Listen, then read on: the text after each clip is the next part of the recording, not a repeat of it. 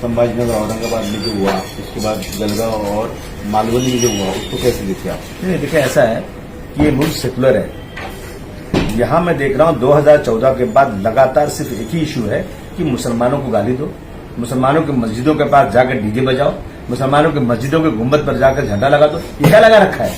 मतलब मजाक हो गया जिससे मुसलमानों को इज्जत ही नहीं है। किसी के बाप का ही मुल्क है। इस मुल्क में हमने पाकिस्तान को लात मार के हिंदुस्तान जिंदाबाद बोल के हमारे पुरखों ने इस मुल्क को अपनाया था। और मैं नहीं कह रहा हूं, कल सुप्रीम कोर्ट ने जो कहा है ना, शर्म आना चाहिए सरकारों को, शर्म आना चाहिए। कहा है कि 50 से ज्यादा हेट स्पीचेस हो गए हैं और ये सरकार नपुंसक हो गई है। चूल्हे पर पानी में डूब मर गई लफ्ज सुनने के बाद।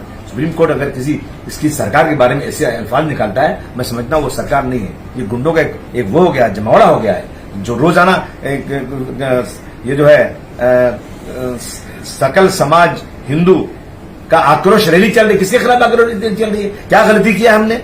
तुम कहते हो जाओ मुस्लिम लड़कियों से शादी करो और उनको हिंदू बनाओ और उनको जो जो जो करेगा 2-2 लाख रुपया लो, और मुस्लिम लड़कियों तुम आओ हिंदुओं से शादी करो, तुमको 3 तलाक नहीं मिलेगा, तुमको बच्चा बनने की मशीन नहीं बनना पड़ेगा। इस तरह के अल्फाज हम सुने इस मुल्क में रह करके, रोज ही हो रहा है। और अभी जब त्योहार आता है किसी हिंदू या मुसलमान का, लोग खुशी मनाते हैं कि चलो आज त्योहार है, हमारे पड़ोसी का त्योहार है। ये जिस दिन त्योहार आता है उस दिन ये जो है भगवा झंडा बांध के मोटरसाइकिल पर 50-100 लोग मेरी मस्जिदों के पास जाकर के जय सिया राम का नारा लगाते हैं। मस्जिद में अजान होती है, कहा जाता है भाई जरा अजान है हो रही है, जरा आवाज कम कर दो।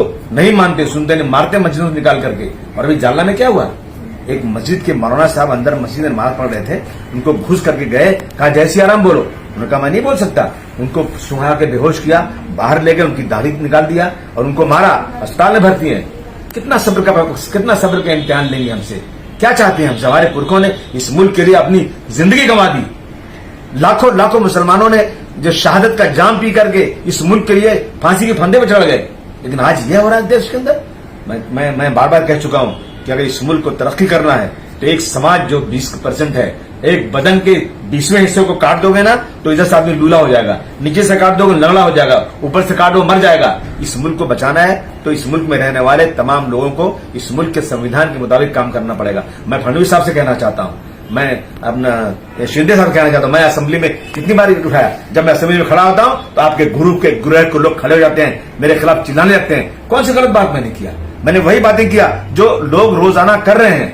ये कोई राजा सिंह है, कोई न जाने क्या क्या नाम है, आकर के यहाँ जो चाहे भाषण कर देंगे, कुछ कानून नहीं है। मेरी मांग यह है, जिस तरह से PFI पे बैंड लगा है, जिस तरह से सीमी पे बैंड लगा है और उनके लोगों को बैंड किया गया, उसी तरह से इन तमाम जमातों के लोगों को पकड़ करके जेल में डाला जाए। और सिर्फ जो है दिखाने के लिए FIR कर दिया और पुलिस चौकी में गया, 2 मिनट में घर छूट चल गए। ये नहीं चलेगा मुल्क के अंदर। और चाहते हो मुल्क में इस तरह की चीजें, तो मुल्क में अफरा तफरी होगी और मुल्क तरक्की नहीं करेगा। कौन जिम्मेदार इसके लिए? आपको जिम्मेदार सरकार है। सरकार कहा ना सुप्रीम कोर्ट ने, मेरी बात तो हवा में उड़ जाएगी ना। सुप्रीम कोर्ट ने कहा ना कि सरकारें नपुंसक हो गई, सब देख रही हैं। एक जमाना था जवाहरलाल नेहरू साहब थे, जब वाजपेयी साहब थे, तकरीरें करते थे, लोग जाते थे सुनने के लिए इनकी बातें। आज लुखे लफंगे तकरीरें कर रहे हैं और सिर्फ उसमें गाली देना, सिर्फ मुसलमानों के बारे में गलत बातें बोलना, ये क्या वजह बना रखा है? नहीं, अभी पुलिस जो है तहकीकात कर रही है, जो वीडियो फुटेज है उसको आधार पर जो है FIR दर्ज हो रही है अलग अलग जगहों पर।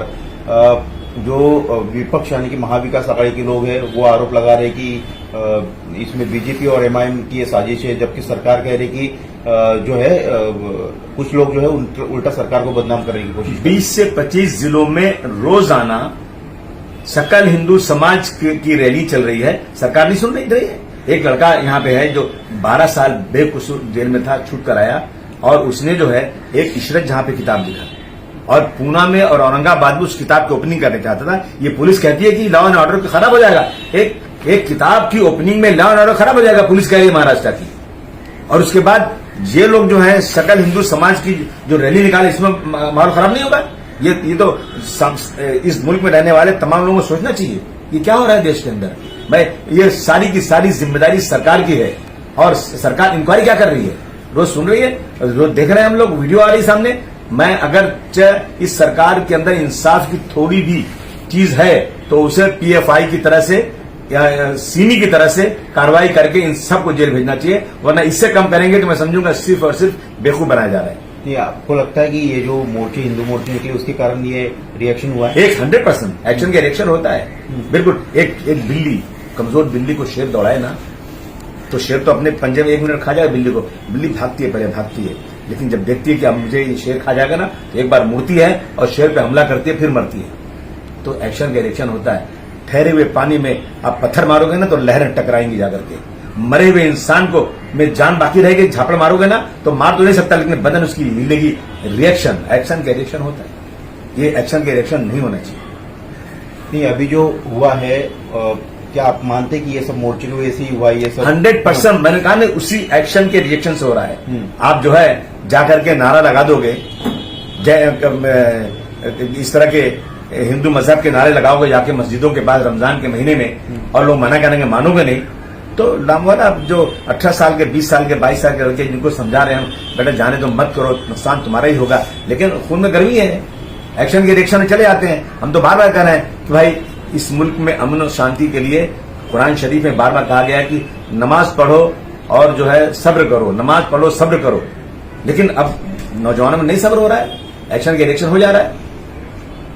तो अभी आप क्या कहना चाहेंगे कि सरकार कह रही है कि कोई भड़काऊ बयान ना दे, नहीं चल रहा है, कुछ नहीं, सिर्फ एक बात मैं कहना चाहता हूं, एक ऐसा कानून बनना चाहिए आतंकवाद जिस मिलिटेंसी का जो कानून है कि यदि किसी आदमी ने पैगंबर इस्लाम या कुरान शरीफ या वेद या किसी देवी देवता या किसी बड़े रहनुमा के बारे में, नेता के बारे में, जैसे छत्रपति शिवाजी महाराज हो गए, डॉक्टर भीमराव अंबेडकर साहब हो गए, मौलाना अबुल कलाम आजाद साहब हो गए, इन सब के बारे में अगर किसी ने अपमानित बात किया तो उसको मिलिटेंसी के कानून में बंद किया जाए और 5 साल तक जमानत न होने पाए, तब मैं समझता हूं कि इस मुल्क में अमन होगा। वरना सिर्फ और सिर्फ ये सरकारें जो बैठी है ना, वही भेज करके ये सब काम करवा कर पोलराइजेशन करके मुसलमानों को एक निशाना बना करके ये सरकार चलाना चाहती है और देश को बर्बाद कर रही है। मालवनी या फिर जो औरंगाबाद संभाजीनगर में हुआ, उसमें ये हिंदू पक्ष के लोगों का ये कहना है कि वो तो जा रहे थे जुलूस लेकर, श्री राम के नारे देकर, किसी ने पत्थर फेंका, किसी ने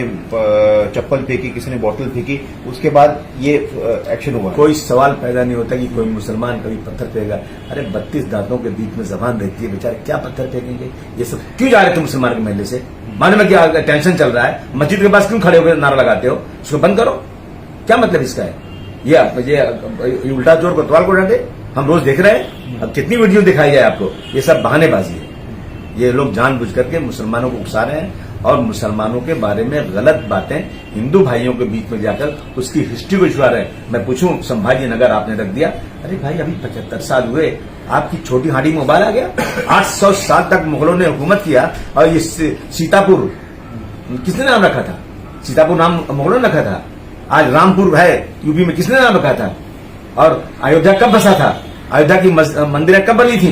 ये सब मुसलमानों के जमाने में बनी थी, क्योंकि इस देश में हजारों साल से गंगा जमुनी तहजीब है, हिंदू मुसलमान भाई भाई की तरह से रहते हैं। लेकिन ये लोग जब से आए हैं ना, सिर्फ और सिर्फ मुसलमानों को निशाना बना करके इस मुल्क को तबाह करना चाहते हैं। क्या पॉलिटिकल साजिश आपको लगता है? 100% लगती नहीं है। कौन है? बीजेपी है, आरएसएस है, और कौन है? ये जितनी इनकी जमातें हैं, इनके साथ जितने खड़े लोग हैं, ये लोग इस मुल्क को बांटना चाहते हैं।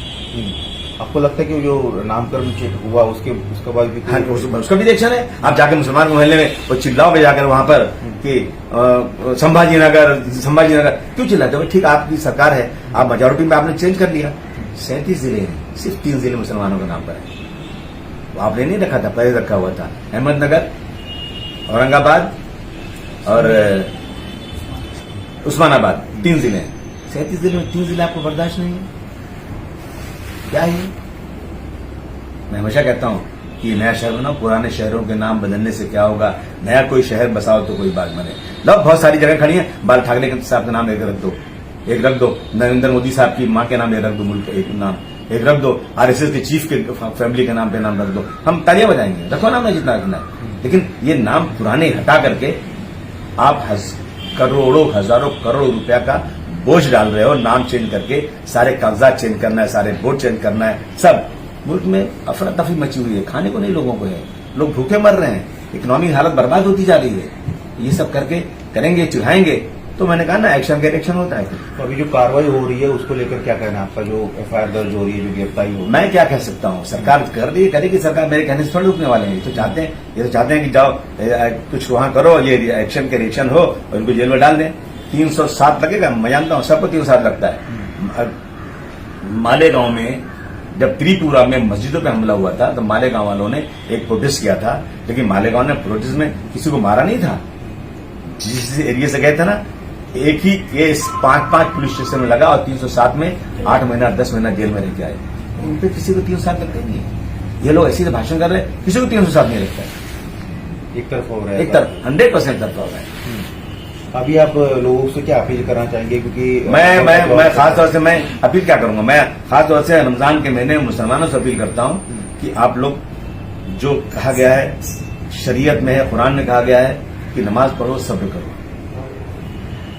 जो होगा देखना अल्लाह मालिक इंशाअल्लाह। शांति बनाए रखिए, शांति बनाए रखिए, बिल्कुल शांति बनाए रखिए। और हिंदू भाई जो आपके पड़ोसी उसे कह दीजिए कि हम आपके साथ हैं, उनके साथ कंधे से कंधा मिला कर रहिए। कुछ लोग हमें बांटना चाहते हैं, आप कोशिश करिए कि हमारा इस मुल्क में रहने वाले तमाम जात और मजहब के साथ में अच्छे ताल्लुकात बने। रमजान का महीना है, उनको बुलाइए, इफ्तार में खाना खिलाइए, उनको सहरी में खाना खिलाइए और उनसे दोस्ती बढ़ाइए, ताकि जो आरएसएस बीजेपी के लोग बांटना चाहते हैं ना, वो अलगाववादियों के खिलाफ हम जो है ना लोगों को साथ लेकर चलें, ये मैसेज जाना चाहिए और मुल्क में अमन अमान रहना चाहिए। कहते हैं ना कि जलेंगे हम तो जल जाएगा सारा गुलसिता माली, जलेंगे हम तो जल जाएगा सारा गुलसिता माली, समझ मत सहने गुलशन में मेरा ही आशियाना है। आग लगेगी ना तो हिंदू भाई के घर भी जलेगा, मुसलमान का जलेगा, सबका जलेगा। हम नहीं चाहते आग लगेगी। आगे पर शांति कौन किसका था। शुक्रिया। क्योंकि अबू आसिम आजमी जो